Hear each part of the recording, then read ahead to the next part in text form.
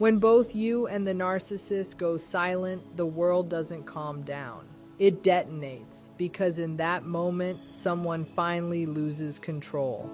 And it's not you. Most people think mutual silence means the story is over, but the truth is far more unsettling. This is when the narcissist begins their real psychological spiral, and when your healing truly starts. Stay with me, because what happens next is the part no one prepares you for. If this is already hitting uncomfortably close to home, stay with this. You need to understand the psychological terrain you're stepping onto, because knowing this is how you break the pattern permanently. Let's go deeper. When both you and the narcissist stop contacting each other, the very first thing that happens on their side is what I call the recalibration phase. It's subtle, it's psychological, and it's something most people don't recognize because it happens in silence, behind the scenes, long before the narcissist ever makes a move. When you go quiet, you register it as an emotional shift, a boundary, a step toward healing. But the narcissist doesn't interpret your silence that way. They take it as data. Your lack of response becomes something they must decode, not something they respect. They begin to evaluate how they lost their grip, not how they hurt you. Narcissists do not self-reflect in the way healthy people do. Instead, they assess. Did you get distracted? Are you punishing them? Did someone else come into the picture? Are you testing them? They look for the angle, the motive, the potential threat. Your silence becomes a puzzle they need to solve because uncertainty destabilizes them. During this recalibration, they may not reach out at all. In fact, their quiet is not indifference, it's strategy. They might watch your online activity, check your social circles, or observe who's engaging with you. They're gathering information, waiting for your next emotional move. Narcissists believe that people they once controlled will always return, so your silence is not interpreted as closure. It is interpreted as temporary resistance. This is why they do not panic immediately. Instead, they hold back, assuming you will break the silence first, the same way you have before. They rely on the patterns they created in you, the guilt, the fear of conflict, the hope for harmony. They expect you to fold. When you don't, their recalibration becomes more intense. They begin to wonder whether their influence is slipping, and that is when the threat becomes real to them. Silence in their world is never neutral. It is either an opportunity to reestablish dominance or a danger to their ego. And the longer you stay quiet, the more they feel the ground shift beneath them because your silence disrupts the power dynamic they depended on. When both sides fall into silence, the emotional experience is dramatically different for you than it is for the narcissist. And this contrast reveals an uncomfortable truth. You feel the loss, but they feel the inconvenience. When you stop contacting, you're often carrying the full weight of what happened. You're sorting through the emotional wreckage, the broken trust, the unanswered questions, and the psychological exhaustion. You may feel sadness, withdrawal, confusion, or even guilt. You're grieving not just the relationship, but the version of yourself that tolerated so much. Your silence comes from emotional saturation. You've reached a point where your mind and body cannot handle more chaos. You're trying to reclaim space, dignity, and clarity. That internal struggle is heavy, and it affects your sleep, your self-esteem, your memories, and your sense of identity. Meanwhile, the narcissist doesn't interpret the silence through emotional depth. They don't sit with the loss the way you do. They don't reflect on what went wrong or how they hurt you or what needs to change. Instead, their first reaction is rooted in inconvenience. Your silence disrupts their routine, not their heart. They're used to having access to your attention, your reactions, your apologies, your caretaking, even your arguments. All of it fed their sense of importance. When you go silent, that stream of validation suddenly shuts off. This doesn't break them emotionally, it simply irritates them. They experience the absence of supply, the way someone experiences losing access to a service they've relied on. It's a disruption, a delay, a frustration. They aren't thinking, I lost someone meaningful. They're thinking, why aren't they responding? Your pain and their inconvenience exist in two separate psychological worlds. You're mourning the relationship while they're assessing their access. You're trying to rebuild yourself while they're calculating how your silence affects their ego. You feel the emptiness. They feel the interruption. And as time passes, this difference becomes even clearer. You slowly begin to recognize how heavy the emotional burden truly was, and how much of yourself you silence to keep the peace. They begin to wonder why something that used to work so easily, your emotional responsiveness, suddenly isn't working. The imbalance becomes visible. Your silence forces you deeper into introspection and healing, while it forces them into annoyance and entitlement. The emotional weight you carry is profound, while the discomfort they feel is tied not to losing you, but to losing the convenience of your compliance. When both sides go silent, the narcissist does not experience that quiet as a pause or a mutual step back. They experience it as a direct challenge to their ego, because silence from someone they once controlled feels like rebellion. The narcissist sees relationships through a lens of dominance, not reciprocity. So when you no longer respond, no longer reach out, and no longer supply them with attention, it disrupts the psychological hierarchy they believe they established. They interpret your silence as an act of defiance, even if your intention was simply to protect your peace or regain emotional clarity. In their mind, silence is never neutral. It's an affront, it's resistance, it's proof that their influence may be slipping. This is why silence affects them more deeply than any argument. Arguments give them relevance. Reactivity gives them power. Even anger reinforces their belief that they still matter in your emotional world. But silence removes them from the center of the stage, and that removal threatens the fragile narrative they rely on. Your silence forces them to confront the possibility that they are not as indispensable, desirable, or dominant as they thought. Narcissists cannot tolerate ambiguity, and your lack of communication creates exactly that, a space they cannot control or decode. Instead of seeing your silence as a healthy boundary, they see it as a provocation. This is when their internal dialogue becomes distorted. They may tell themselves you're being disrespectful, ungrateful, or manipulative. They may interpret your distance as a game, assuming you're trying to trigger a reaction from them.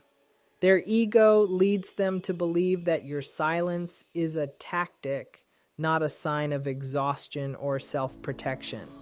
Some narcissists will mentally shift to a competitive stance, seeing the silence as a battle of wills they must win. Others will frame it as betrayal, convincing themselves you abandoned them, even though they may have mistreated you for months or years. They rewrite the meaning of your silence to protect their self-image, not to understand your experience. As this psychological tension builds, the narcissist's sense of control begins to waver. Your silence becomes a mirror, reflecting their own insecurity. And rather than sitting with that discomfort, they begin creating narratives that restore their superiority. They may assume you'll eventually give in because you always have, or they may start plotting ways to punish you emotionally for not behaving according to their script. In their world, silence threatens their ego because it suggests something they cannot accept. You may no longer be under their psychological influence. When both sides stop contacting each other, something very different happens internally for the narcissist than for you. For you, the silence may feel like space to breathe, space to process, space to finally understand what you survived. But for the narcissist, your absence creates a kind of psychological vacuum that forces them to confront something they spend their entire lives avoiding: the loss of control. They don't think in terms of mutual distance or mutual boundaries. Instead, they interpret your disengagement as a fracture in the system they built to sustain their identity. Narcissists do not operate from an internal sense of worth.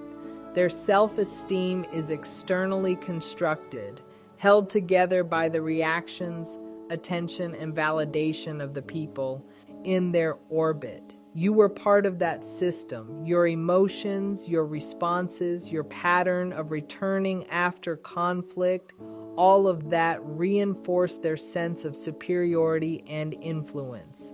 When you go silent, you interrupt that cycle, and that interruption forces them into a moment of psychological exposure. It confronts them with their dependence on your engagement, something they don't want to acknowledge even to themselves.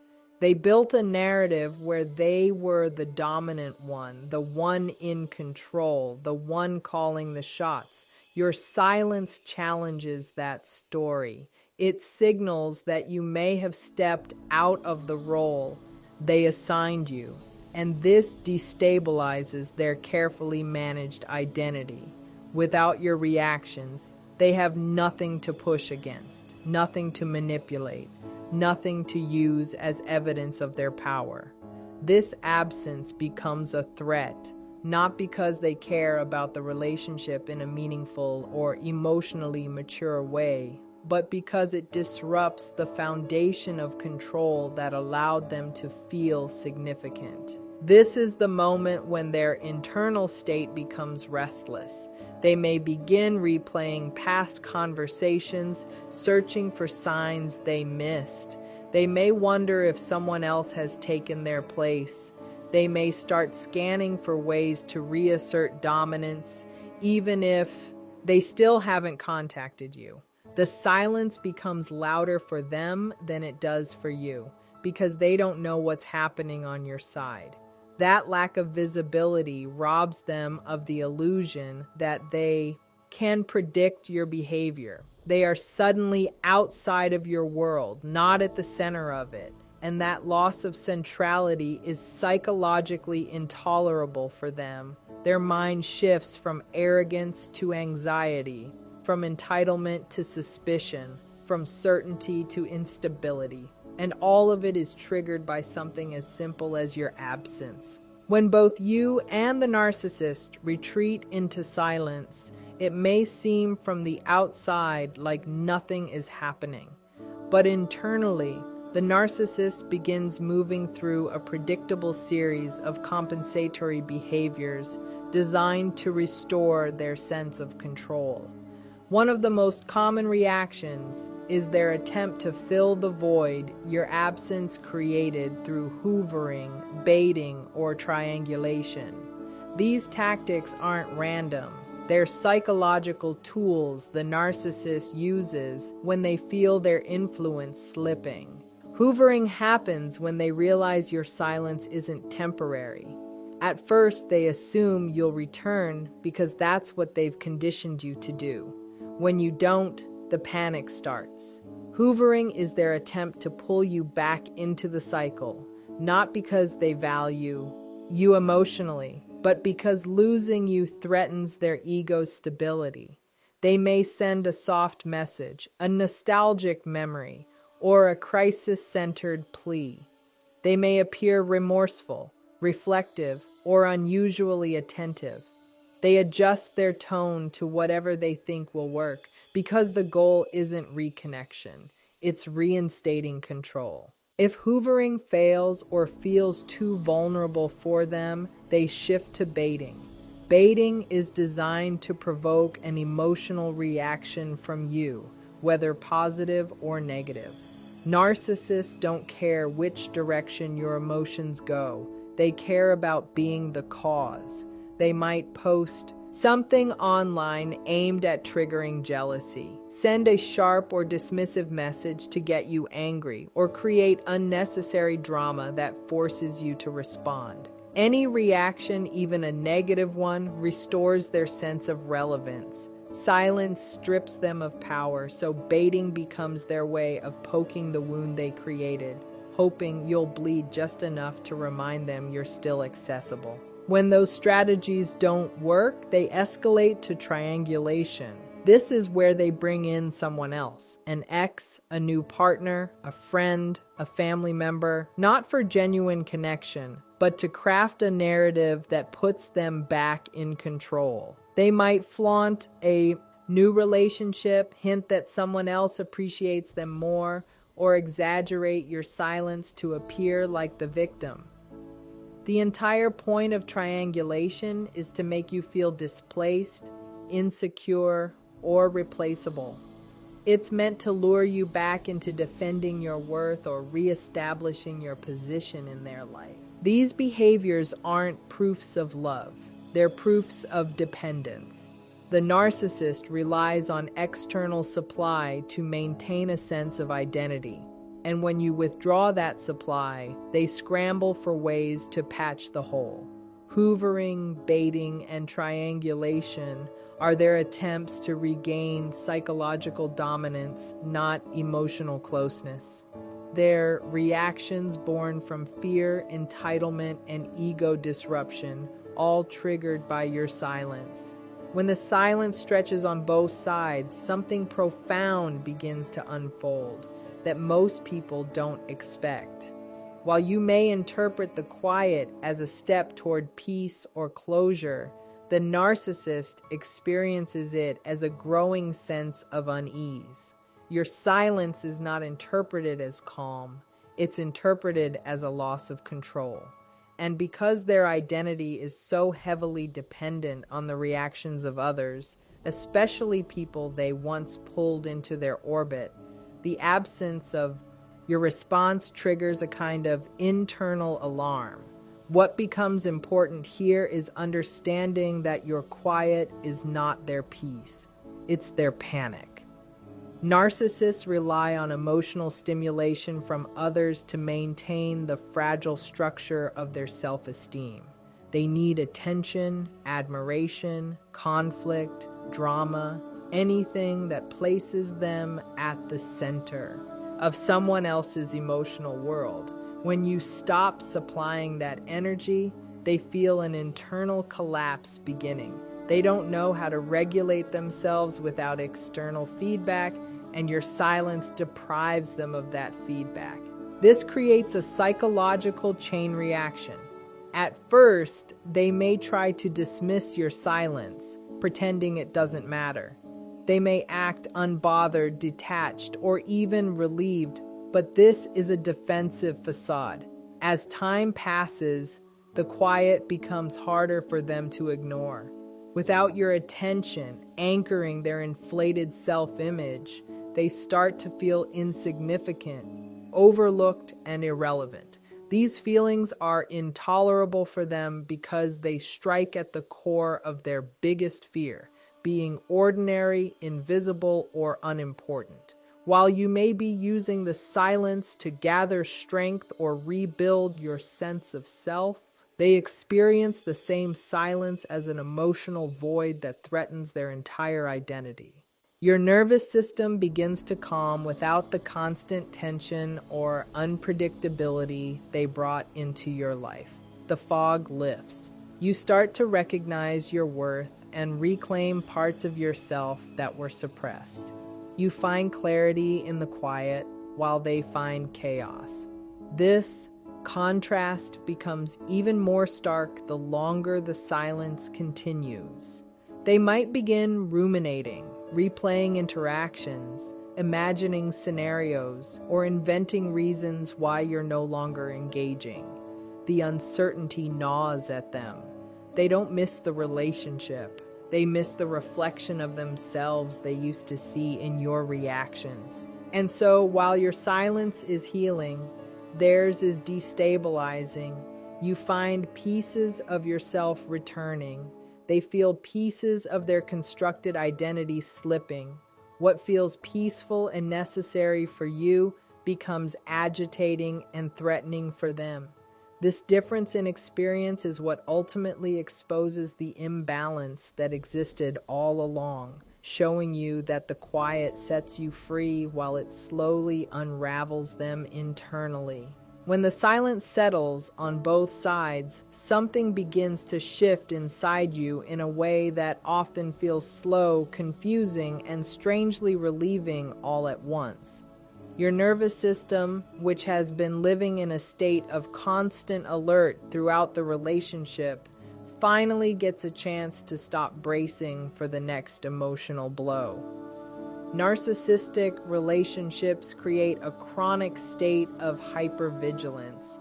You learn to anticipate their moods, their reactions, their unpredictable emotional climate. Your body becomes conditioned to expect tension even in moments of calm. So when the silence begins, your system doesn't instantly relax. At first, it doesn't know how. You may feel agitated, restless, or uncomfortable with the quiet. You may interpret the lack of conflict as something being wrong. That response is not weakness, it's biology. Your body has been trained to operate in survival mode, but as time passes, the fog starts to lift. Your mind slowly untangles itself from the chaos. You begin noticing how your thoughts change when you're not constantly anticipating their next outburst or manipulation. Your sleep improves. You start feeling moments of stillness that you haven't felt in years. This is your nervous system recalibrating. It's recognizing that the danger has subsided. This is the beginning of real healing, the kind that doesn't require permission, apology, or closure from them. This is the moment when you start reclaiming emotional bandwidth that was once entirely consumed by their needs, demands, and crises. You rediscover your capacity to think clearly, to feel your own emotions without someone else manipulating or invalidating them, and to make decisions based on your own values instead of walking on eggshells.